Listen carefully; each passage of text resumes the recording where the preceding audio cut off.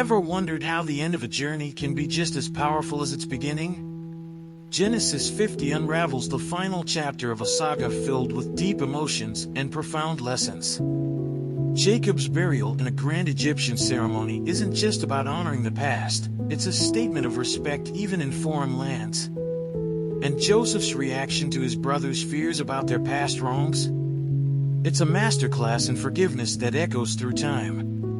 Dive into this story and uncover how the echoes of ancient events can still offer striking insights into our own lives today. What if the way we handle endings and forgiveness could redefine our path forward? Stick around to find out. So, let's read the chapter together. Joseph threw himself on his father and wept over him and kissed him. Then Joseph directed the physicians in his service to embalm his father Israel. So the physicians embalmed him, taking a full 40 days, for that was the time required for embalming. And the Egyptians mourned for him 70 days. When the days of mourning had passed, Joseph said to Pharaoh's court, "If I have found favor in your eyes, speak to Pharaoh for me. Tell him, my father made me swear an oath and said, 'I am about to die. Bury me in the tomb I dug for myself in the land of Canaan. Now let me go up and bury my father, then I will return.' Pharaoh said, 'Go up and bury your father, as he made you swear to do.' So Joseph went up to bury his father. All Pharaoh's officials accompanied him, the dignitaries of his court and all the dignitaries of Egypt, besides all the members of Joseph's household and his brothers and those belonging to his father's household. Only their children and their flocks and herds were left in Goshen.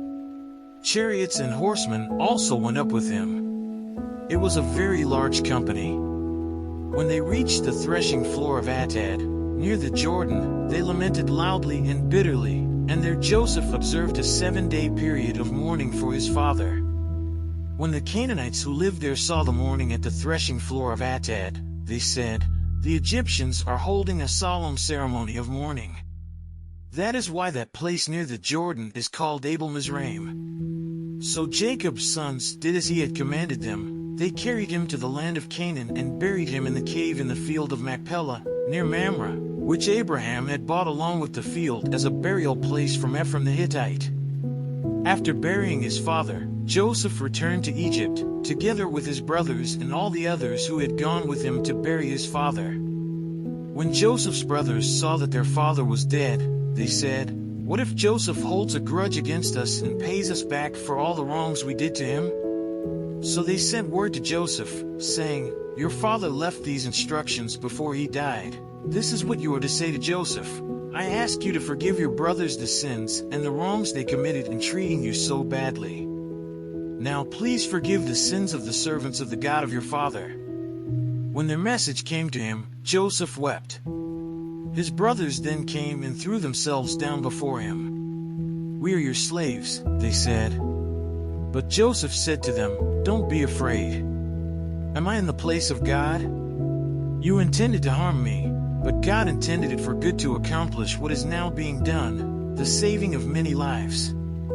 So then, don't be afraid. I will provide for you and your children." And he reassured them and spoke kindly to them. Joseph stayed in Egypt, along with all his father's family. He lived 110 years and saw the third generation of Ephraim's children. Also the children of Machir son of Manasseh were placed at birth on Joseph's knees. Then Joseph said to his brothers, "I am about to die. But God will surely come to your aid and take you up out of this land to the land he promised on oath to Abraham, Isaac, and Jacob." And Joseph made the Israelites swear an oath and said, "God will surely come to your aid, and then you must carry my bones up from this place." So Joseph died at the age of 110. And after they embalmed him, he was placed in a coffin in Egypt. Let's say a quick prayer to thank the Lord for his mercy. But first share your thoughts and experiences in the comments below. And don't forget to subscribe and turn on notifications for more insights that could change your life. Let's explore how these ancient truths can guide us through today's challenges and lead us to a more purposeful path. Hey God, thank you for walking with us through this study of Genesis 50. We're so grateful for the wisdom you've shown us, especially in understanding forgiveness and purpose. Help us carry these lessons into our daily lives, to forgive as Joseph did, and to trust in your plan, even when things don't make sense. We can't do it without you, so guide us each step of the way. Amen. Now that we've journeyed through the final chapter of Genesis, ask yourself, how can the lessons from Jacob's burial and Joseph's forgiveness transform your life? Think about your own struggles and grudges. How can you apply this wisdom to find peace and purpose?